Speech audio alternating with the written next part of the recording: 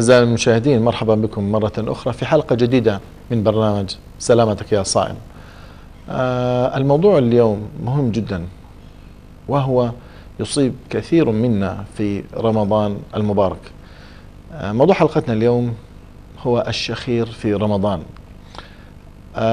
تغير العادات التي تصيبنا في السحور من تناول وجبات دسمة ثم الخلود إلى النوم يؤدي إلى حدوث عملية الشخير، وهي عملية تؤثر على نوم الإنسان وتؤثر على نشاطه اليومي بعد الاستيقاظ.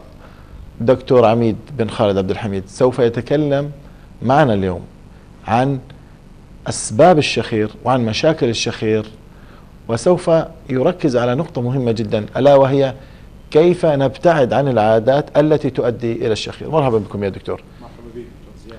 أسباب الشخير يا دكتور. والله دكتور زياد، طبعا الشخير حسب آخر البحوث والدراسات الحديثة يصيب الرجال أكثر من النساء بعد عمر الأربعين. يصيب الرجال الذين يعانون من زيادة في الوزن. يصيب المدخنين، الدخان هو طبعا أهم أسباب الشخير.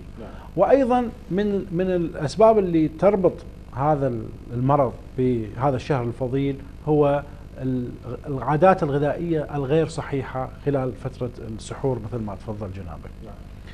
طبعا السبب الطبي هو أنه سقف الفم واللسان، سقف الفم عندما وفي شيء نسميه احنا لسان المزمار، هذا إذا ينتفخ بسبب الدخان أو بسبب الأكلات الدسمة أو بسبب المخللات أو الأكلات اللي فيها نوع من البهارات أو المواد التي تهيج الغشاء المخاطي، عندما تنتفخ وعندما ينام الإنسان تنطبق هذه على اللسان، فيصير ممر المجرى التنفسي ضيق، فيبدأ المريض بهذه المشكلة بإصدار صوت هي عبارة عن ترددات واهتزازات السريعة لسقف الفم.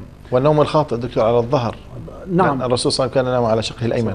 نعم، وأيضا طبعا الشخير ليس فقط هو إحدى أهم أعراض متلازمة السليب أبنية أو وقف التنفس عند النوم، اللي هو نعتبر احنا مرض خطير. نعم. في أمريكا نصف حوادث السير سببها السليب أبنية أو نقص التنفس خلال النوم. نعم.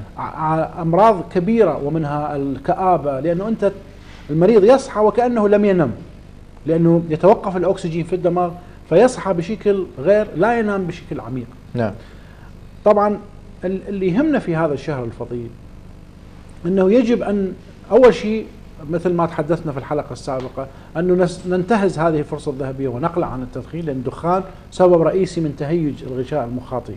نعم. في هذه المنطقة. اثنين، الابتعاد عن الأكلات المهيجة والمخرشة للغشاء المخاطي. نعم. يعني المخللات. نعم. كمية الليمون الزائد أكثر من اللازم، الأكلات الدسمة. نعم. التي يعني مضارها أكثر من نفعها. نعم. وأيضا طبعا الإقلال من الوزن، يعني خلي نستغل هذا الشهر الفضيل أنه اللي عنده زيادة في وزنه، لأن زيادة الوزن هي ضغط على القلب وعلى الفقرات وفي مشاكل كثيرة بسبب السمنة. نعم. فهذا الشهر الفضيل فرصة، لأنه اكتشفوا أنه الرجل اللي هو فوق عمر الأربعين إذا قلل من وزنه 10 كيلوغرامات عنده نسبة أن يتخلص من الشخير بمعدل 70%. فإذا زيادة الوزن إحدى أهم الأسباب التي تؤدي إلى الشخير. الشخير مشكلة اجتماعية كبيرة. يعني عدد كبير من الزوجات يشكون أنه ما يقدروا يناموا في الليل بسبب الصوت القوي المدوي لشخير الزوج. نعم. أو العكس صحيح.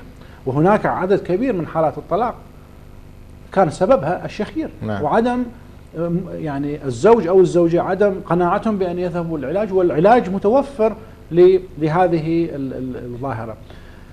أيضا وجدوا أنه سبحان الله نعم. المسواك نعم. من المواد العطرية الموجودة في المسواك نعم. هي احنا ما نسميها الانتي انفلاماتوري. نعم. اللي هي تمنع الانتفاخات.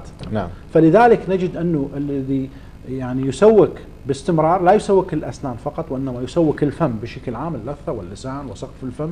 نعم. يقلل من انتفاخ هذه الأنسجة ويقلل من الشخير وإزعاجات هذا الحالة الحقيقة الغير اجتماعية. نعم.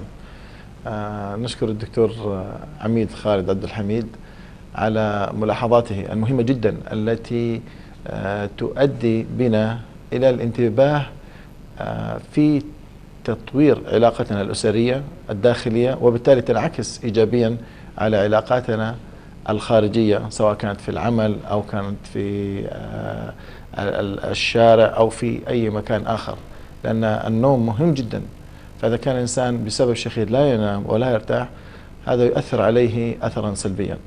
وسوف نذكر أساليب وطرق العلاج في الحلقة القادمة إن شاء الله. إلى اللقاء.